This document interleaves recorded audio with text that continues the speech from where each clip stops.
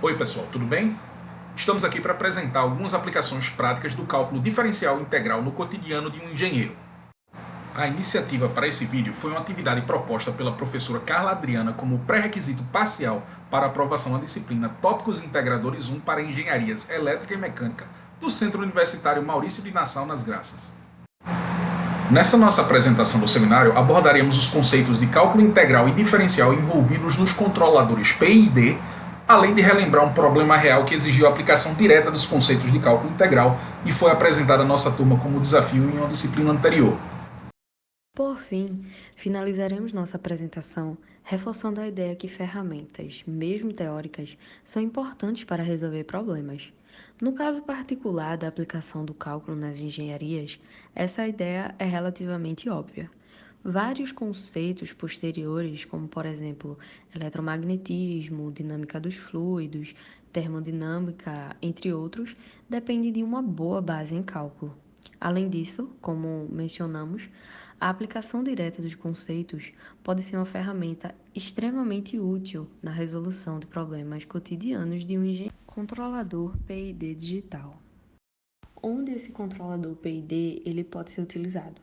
Ele pode ser utilizado em qualquer aplicação que necessite de controle de variáveis contínuas, como por exemplo em um robô seguidor de linha, onde inicialmente há a necessidade de definir que tipo de linha irá seguir, que será a resposta esperada, mas se caso num determinado momento o robô ele sai fora da linha, é onde o controle PID entra, porque ele vai executar ações que irá minimizar essas oscilações.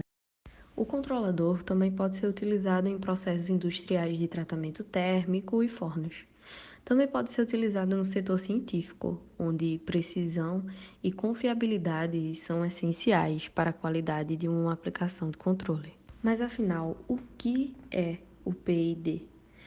O PID é o controle proporcional, integral e derivativo. O P vem de proporcional, o I de integral e o D de derivativo. E ele é utilizado para minimizar a característica de oscilação do controle. Ele fornece uma variação contínua da saída dentro de um mecanismo de realimentação de loop de controle, para controlar com precisão o processo que ele vai executar. Dessa forma, ele vai removendo a oscilação e aumentando a eficiência. Ele faz isso usando funções proporcionais, integrais e derivativas. Dessa forma, ele elimina os erros de desvio de controle e gerencia movimentos rápidos do processo. Todos os três termos, P, o I e o D, eles precisam ser ajustados adequadamente com os requisitos da aplicação para alcançar o melhor controle. Esse é o algoritmo do controlador PID, onde U é a saída em relação ao tempo, E vai ser a entrada menos o erro em relação ao tempo, Kp é a constante proporcional, Ki é a constante integral e Kd é a constante derivativa.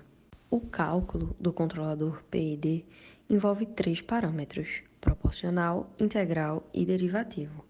A função P é a proporcional, que produz o valor na saída proporcional ao erro obtido na realimentação.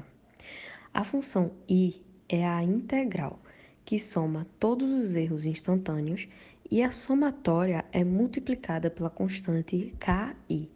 A função integral do controlador PID acelera o movimento do processo até o ponto desejado e elimina o erro que ocorre na função anterior.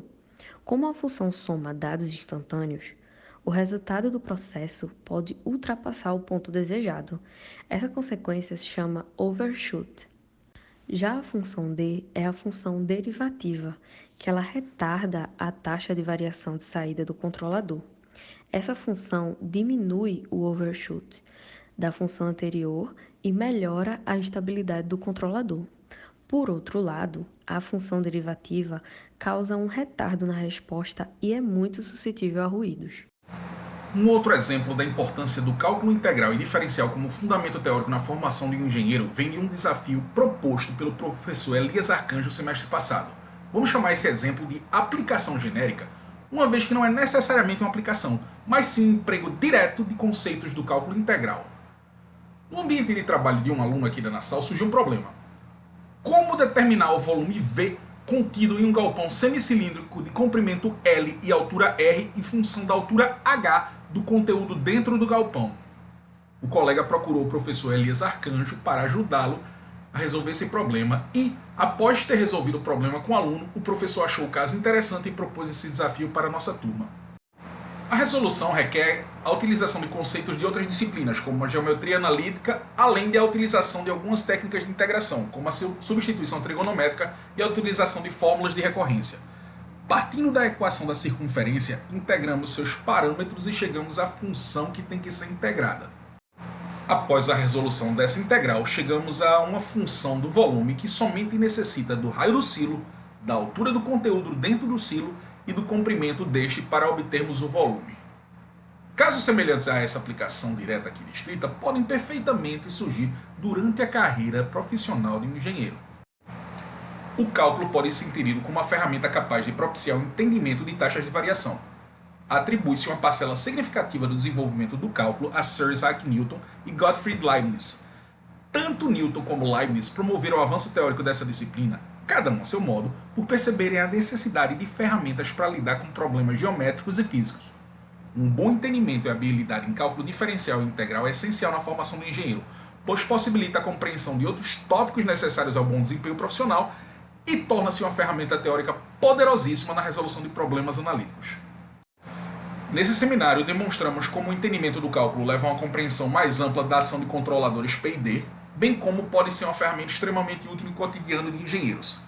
Assim como Sir Isaac Newton, que de certa feita disse só pude enxergar mais longe porque estava apoiado sobre os ombros de gigantes, devemos assimilar esses conceitos de modo a torná-los naturais ao nosso repertório teórico.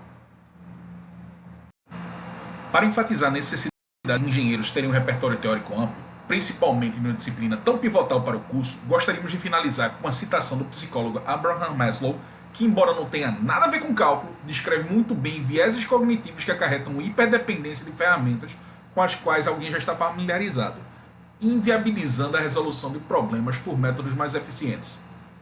Para quem só entende de martelo, todo problema é prego.